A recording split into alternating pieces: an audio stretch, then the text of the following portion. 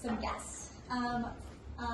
Ipyani, Lockert, and Hilda, what's your last name? Cruz. Hilda Cruz. From Interfaith Movement for Human Integrity, to really help us think about immigrant detention as a key part of our system of mass incarceration and bringing these conversations together. So just also a little context, right? We did not have class last Thursday because some of our students organized a walkout in support of sheriff's accountability. And so we had a kind of march downtown.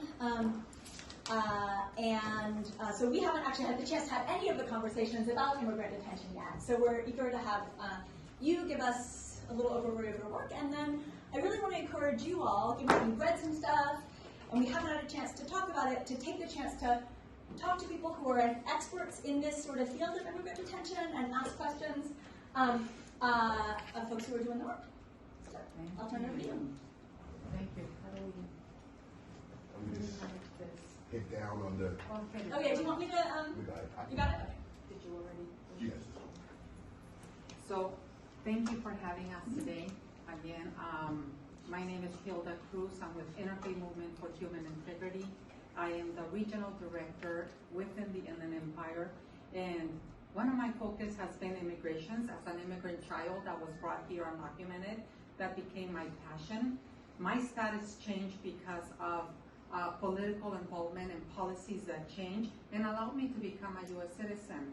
So in a way, this is my way. I became passionate about helping others who, like me, found themselves here being affected by a lack of policy or too much policy that was criminalizing the immigrants.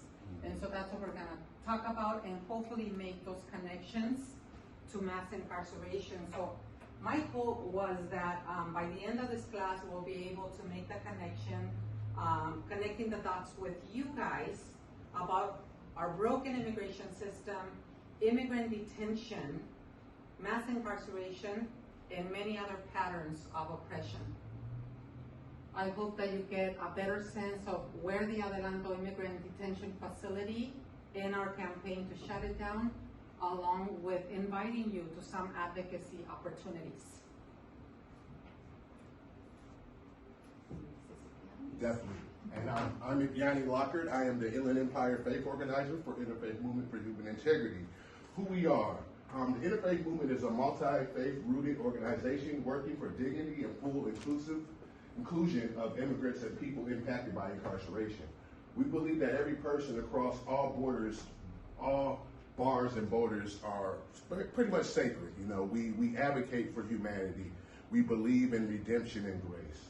Next slide, please. Some of our core strategies on how we advocate and create change throughout our community is, first, we try to transforming leaders. So that means, an example of that is such as the young man, Misael, that's going to be calling in later, sharing his experience when he was a part of a caravan traveling to this country. And it's basically centering his voices or the voices of directly impacted, such as, for example, Pastor Eric that we work with, that's a part of our leadership fellowship. He's a pastor, but he's also formerly incarcerated. He had served some time in the federal prison. And so we believe that the voices of those that have the lived experience are the ones that should be the authority on the topic. Also, we try to transform the narrative, you know, removing the stigma that's often attached to detention or incarceration. Some of you may be aware of the over 40,000 collateral consequences that one faces after receiving a felony, you know. So we want to try to dispel that stigma and shift the narrative and shift the opportunities through transforming policy. So we try to engage with the elected leadership to advocate for certain bills. One of the bills that we're helping to lift and highlight is ACA 8. That's an amendment to the California Constitution to basically try to end slavery and forced servitude in the incarceration system. Because when you're inside and you're kind of forced to work, because if you don't work, they'll hold it against you. So when you go, you'll get written up. So when you go to the parole board and you're trying to parole, they'll hold that against you. So the ACA 8 is hoping to get rid of slavery/forced servitude, hoping to have consent, and if they choose not to work, that cannot be held against them. So that's just an example of how we try to transform policy.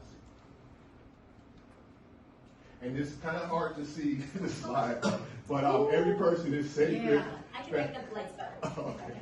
Well, you know, it's kind of dark. We probably should have put a different background on it. There we go. All right. Every person is sacred. Families belong together. Refugees and asylum seekers are welcome. Welcoming people after incarceration, the full treatment and full participation. No matter who you are, as long as you're a part of life and you're human and you're a part of humanity, which we all are blessed to be a part of, we believe that our values lead us in a way that everyone is worthy of redemption, everyone is worthy of grace, everyone is worthy of a second chance, as well as putting the things in place to make sure everyone has a true opportunity to manifest their dreams and visions, because I know we've each been given one of those. So migration, you know, I'm just gonna say it like this, but unless you were an indigenous person living in the continent a long, long time ago, you have a migration story.